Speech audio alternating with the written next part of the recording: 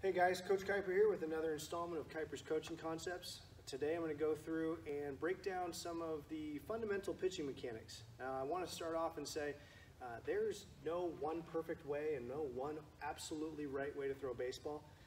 Humans, we're all individuals. You'll see a bunch of different baseball players doing a lot of different things, and I don't want to get into the habit of saying that person's right, this person's wrong, this is better than that. I think there is a lot of preference, and one of the things that I'd like to do is look more at what are some of the things to keep an eye on and be aware of if you do this, then keep an eye on that, or here are the pros and cons to that style. So in terms of what I'm going to present here today, I hope that you all take a look at this and go, oh, hey, maybe I like this, maybe I don't like that. But for me, these are some of the fundamentals and some of the basics. So I'm not going to sit here and tell you that it's the absolute must-do perfect always. So what I'm going to do, break down some of the key checkpoints in each of the mechanical steps. That way we can have some commonality, some common language, and then give you certain things to look for, checkpoints along the way in each of these places, so that when you take video, I like to use the app Huddle Technique, that's H-U-D-L. No, I'm not sponsored by them, at least not yet, but I love it. I've been using this app, and I think it's made me a better coach. I love the fact that I can use that free video service on my phone and slow down things, make edits, really an invaluable service.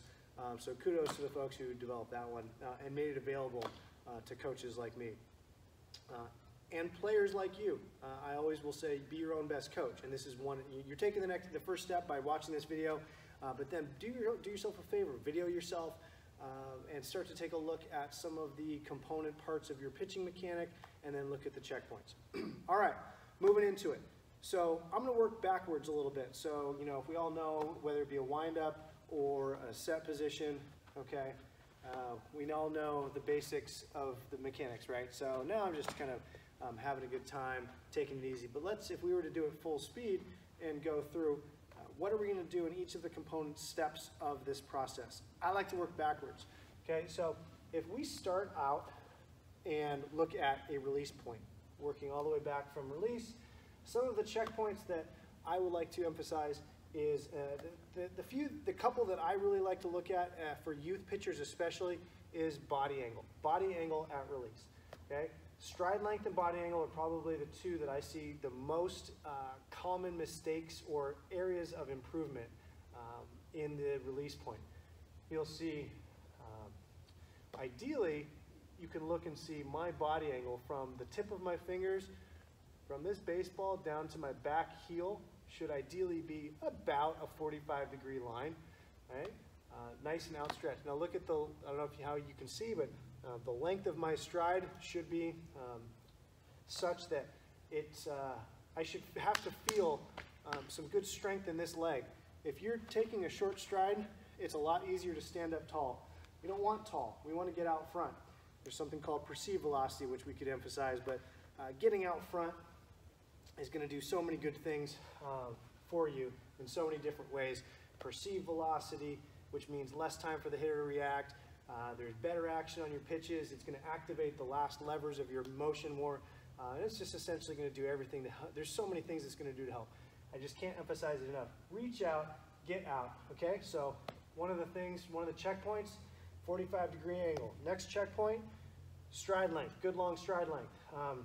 Toes, hips, shoulders, ideally level. Now here's one that I'm not a stickler on, because you look at slow motion and guys are generally, you know, pulling off a little bit because they're trying to create this torque. But if we target, let's do it a little sideways. If we target having hips, shoulders, and eyes level with the ground in this position, it gives us a good target in which to go for. Like I said, there's going to be times when guys are pulling off a little bit to make room, and we can look at each individual setup.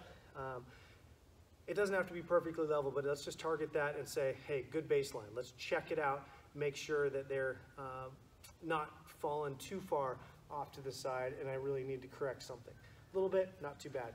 All right, so release point, stride length, body angle. What's going on with this front glove? Generally speaking, I'd say palm up, leather of the glove over the leather of the shoe. That was the way it was explained to me when I was coming up as a player. And I think that's pretty much it that we're going to talk about. Maybe And one last thing is the fingers and hand on top of and behind the baseball, not around.